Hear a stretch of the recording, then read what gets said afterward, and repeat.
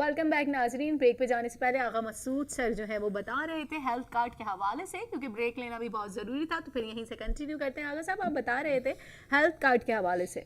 देखिए अब देखिए पाकिस्तान में देखिए जो एक तो अद्वियात महंगी हो गई हैं, 15% महंगी हो गई है। इलाज भी बहुत महंगा हो गया आगा साहब। बिल्कुल बिल्कुल सही कह रही हैं आप, बिल्कुल इलाज भी बहुत महंगा हो गया है। लेकिन ये कि प्राइवेट सेक्टर में इलाज महंगा हुआ है, लेकिन गवर्नमेंट सेक्टर में जो अस्पताल हैं, आप यकीन करें, आप हमारे साथ चलें तो उसमें फिर भी ये है, वो भी आगा साहब जिनके पैनल हैं तो वो नहीं, करवा वो रहे हैं, अब लेकिन जिनके फिर भी- पैनल नहीं है वो देखिए बेचारे लोग तो देखिए, महंगे ही इलाज कराएंगे देखिए ना। मैं तो अफवाहों पे नहीं जाता, मैं तो उन लोगों की बात कर रहा हूँ जो मजदूर हैं, गरीब लोग हैं, तालिब इल्म हैं या उनकी फैमिलीज़ हैं। मैं ये सोचता हूँ फिर भी गवर्नमेंट हॉस्पिटल्स में जो है खासी आसानियाँ हैं। देखिए हमें पॉजिटिव साइड भी देखना चाहिए। दूसरी बात ये कि हेल्थ कार्ड जो उन्होंने इशू किया ये एक बेहतरीन कदम है, क्योंकि जाहिर है कि खैबर पख्तूनख्वा में उनका ये एक तजुर्बा था जो कामयाब गया। लेकिन आगा साहब यहाँ पर मैं बात करूंगी कि मेरा भी एक बहुत बुरा जो है एक्सपीरियंस जो है वो गुजरा है, कह सकते हैं अभी रिसेंटली ना, क्या?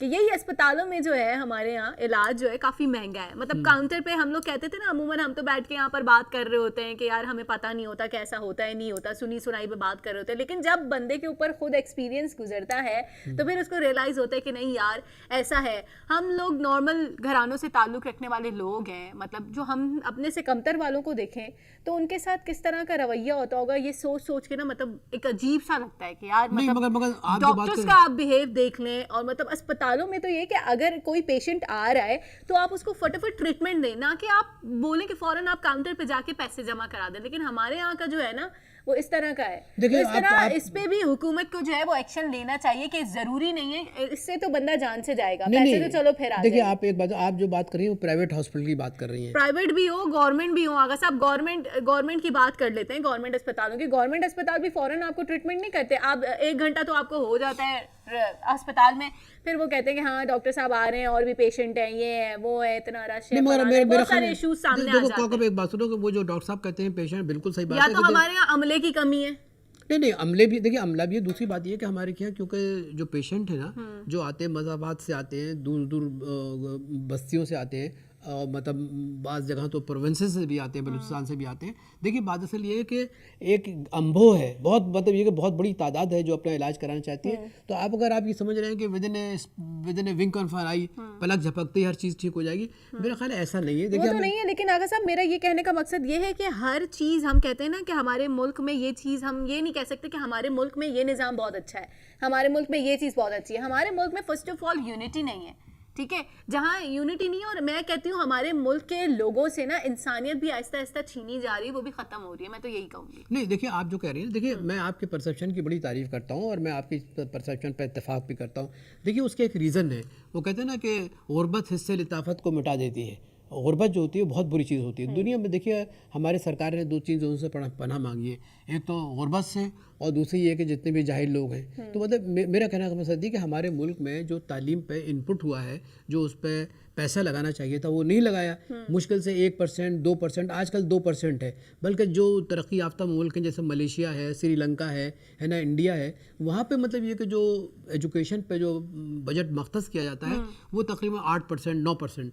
तो आप मुझे बताइए कि जहाँ पर एजुकेशन की तरफ तवज्जो नहीं है, जहाँ पर आपके 2 करोड़ लड़के बच्चे जो है वो स्कूल से बाहर हैं, इसी तरीके से कोई 3 करोड़ बच्चियां जो स्कूल से बाहर हैं, आप एक भयानक सूरत हाल से वापस आए। फिर ये कि 50 करोड़ आदमी ऐसे हैं जो ख़ते अफलास के नीचे ज़िंदगी गुजार रहे हैं। देखो कौकब, हमें ये देखना चाहिए कि हमारे यहाँ जो अभी एक जुमला आपने कहा और मैंने भी कहा कि हमारे यहाँ सिंसियरिटी का फुकदान है। हमारा पॉलिटिशियन जो है वो करप्ट है, वो मतलब ये कि अय्यार है। अय्यार ये कह सकते हैं कि हमारे यहाँ बस पाकिस्तान में हर कोई दौड़ लगी हुई है, पैसे के पीछे भाग रहा है, पैसे के पीछे भाग रहा है। महंगाई का पहाड़ अवाम पे टूटा जा रहा है। अवाम जो है वो इतनी बदजन हो गई माहौल से कि वो बस ये कि जिसको जो जहाँ से खांचे मिल रहे हैं वो भर रहे हैं। देखिए ये भी आप, लेकिन एक दूसरा परसेप्शन भी है। दूसरा परसेप्शन ये है, आप जो देखिए मैंने जब कहा ना पॉलिटिशियन की अक्सरियत जो है करप्ट है ना, मतलब ये कि ये बदनीत लोग हैं, ये अपना मंशूर के तहत आते हैं लेकिन उस मंशूर पर अमल नहीं करते। अब मैं बताऊं कि कराची की हद तक बात कर रहा हूँ, कराची और लाहौर और इस्लामाबाद तक। देखिए लोगों को मुफ्त खाना खिलाया जा रहा है। कराची में कोई ऐसी तकरीबन 20 जगहें जहाँ पर हज़ारों लोग जो हैं बैठ के खाना खाते हैं बगैर किसी पैसे के। तो इस ये भी तो आपके समाज को जो है थोड़ा सा सहारा दिए हुए है। तो मैं ये आपकी खिदमत में करना चाहता हूँ कि हर मतलब ये कि आदमी जो है ना, ऐसा नहीं है, खुदा का खौफ भी रखता है, वो लोगों की सेवा भी कर रहा है, उनकी मदद भी कर रहा है, वो चाहता भी है कि किसी तरीके से गरीब जो है ना, अगर उसके एक वक्त के खाने आटे में नमक के बराबर ऐसा हो रहा है। नहीं तो आटे में नमक के बराबर नहीं, तो मैंने आपसे अर्ज किया ना कि देखिए 5 करोड़ आदमी तो खते इफलास के नीचे है ना। अब देखिए जब आपकी इकोनॉमी नहीं, खुद आप अभी बात कर रही थी और बहुत ही मतलब जाहिरियत पर मबनी गुफ्तगू कर रही थी, आप मुझे बताइए कि जब इकोनॉमी आपकी ठीक नहीं होगी है ना, जब आपकी ग्रोथ नहीं होगी, इकोनॉमिक ग्रोथ नहीं होगी, तो कैसे? देखिए इकोनॉमिक ग्रोथ से क्या मकसद है? देखो कौकब, एक बात रखो, तुम इतनी ज़हीन हो माशाल्लाह। इकोनॉमिक ग्रोथ से मतलब ये होता है कि उस ग्रोथ का फिगर नहीं होनी चाहिए कि 5%, 6%, 10%। उसका मकसद ये होना चाहिए कि ह्यूमन कैपिटल पे क्या असर हुआ, इंसानों पे क्या असर हुआ, क्या इंसान की गुर्बत और इफलास से क्या निजात मिली, क्या उनकी गुर्बत कम हुई। अब देखिए 70 करोड़ आवाम चीन में गुर्बत इफलास से नीचे निकल के मिडिल क्लास में आ गए। आखिर उनकी क़यादत सिंसियर है ना, वो लोग समझदार हैं, वो अपने मुल्क से मोहब्बत करते हैं, उनको मालूम है कि अगर ह्यूमन कैपिटल, अगर इंसान ही जो है वो नाराज़ है, अगर किसी मुल्क का बाशिंदा ही नाराज़ है, तो उसकी नाराज़गी को फिर तो ज़ाहिर है कि हुकूमत जो है ना, माफ़ कीजिए, कायदे से नहीं मैं तो यही कहती हूँ, अवाम के लिए हुकूमत को ऐसे इकदामात करने की ज़रूरत है कि अवाम को ज़्यादा से ज़्यादा जो है वो रिलीफ फराम किया जाए। अवाम को जितना ही रिलीफ फराम किया जाएगा, अवाम जो है उतनी मुतमईन नज़र आएगी ना। देखो ये तो बिल्कुल सही बात है, इसमें तो कोई जो लेकिन हमारे यहाँ अवाम को रिलीफ फराम नहीं किया जाता है कि बिल्कुल अवाम को ऐसा ना, एक और आए दिन हम देखते कभी पेट्रोल, कभी CNG, अब आए दिन हमारा मसला पानी का मसला शुरू हो गया, गैस का मसला शुरू हो गया, ये मसाइल वो मसाइल, ज़रा सी हमारे यहाँ बारिश हो जाए हमारा कराची डूबने को आता है। देखिए उसकी वजह, देखिए ये सारी तमाम अगर सब देखा जाए तो ये बहुत माइनर से इश्यूज हैं। इन माइनस से इशू को बढ़ा के बहुत बड़े मसाइल क्रिएट कर दिए। बहुत अच्छी बात कही, बहुत अच्छी बात कही। मैं एक छोटी सी मिसाल दूं, अगर जैसे आपने कहा, मैं छोटी सी मतलब ये कि देखिए मिसाल के तौर पर ये कि बारिश से पानी जमा हो जाता है, आपके गटर उबल रहे हैं, ठीक है, आपके पास पीने का पानी नहीं, सुनिए, आपके पास ट्रांसपोर्ट का सिस्टम नहीं। देखिए मुशर्रफ साहब ने कम से कम कराची के लिए एक काम किया था, वो ये कि मुस्तफ़ा कमाल साहब को 300 अरब रुपए दिए थे। मैं उसके सामने गवाह हूँ। और 300 अरब रुपए से आपके फ्लाईओवर बने। अगर ये फ्लाईओवर नहीं बनते तो कराची के अंदर जो है ना सिर्फ ट्रांसपोर्ट पे जंग शुरू हो जाती। ठीक है अगर साहब, मैं आपकी बात से इत्तेफाक करती हूँ, काम होता है, दिखाई भी देता है। हाँ। अगर आपको 1 रुपया मिल रहा है, आप उसमें से 8 आने तो कम से कम लगाना, चले 8 आने अपनी जेब में रखे, लेकिन यहाँ तो पूरा रुपया ही अपनी जेब में जा रहा होता है। बिल्कुल बात है। आप डिवोल्यूशन ऑफ पावर की बात करते हैं, भाई डिवोल्यूशन ऑफ पावर करनी चाहिए, लोकल बॉडीज का पूरा तस्वर डिवोल्यूशन ऑफ पावर पे जैसे सारी दुनिया में। लेकिन यहाँ पर जब डिवोल्यूशन ऑफ पावर की बात करते हैं, मालूंगा वो लोग भी कि जो निचली सतह पे इक़्तिदार की बात करते हैं और चीख पुकार करते हैं कि हमें वसाइल नहीं मिलते, वो खुद करप्ट है। कितना देखिए उनके नाम आते हैं, कराची में मेयर के कितनी जगह मुकदमा चल रहे हैं। तो ये लोग जो है ना, ये सिंसियर नहीं है। ये मतलब एक ऐसे बैकग्राउंड से आते हैं जिसके बैकग्राउंड में, माफ़ कीजिए, सिवाय ये कि जालसाजी और करप्शन के अलावा कुछ भी नहीं है। बड़ी ईमानदारी से आपको बात बता रहा हूँ, क्योंकि मुझे अब देखिए तकरीबन मेरा ख्याल है मुझको 40 साल सहाफ़त में हो गए, और मैं I know this guys as I know the back of my hand. ये ऐसे लोग हैं, अगर पाकिस्तान यकीन माने कि मैं किसी और मुल्क की मिसाल इसलिए नहीं देना चाहता हूँ कि वो हमारा दोस्त मुल्क नहीं है, लेकिन वहाँ एक कम से कम बात है कि वहाँ एहतसाब बड़ा सख्त है।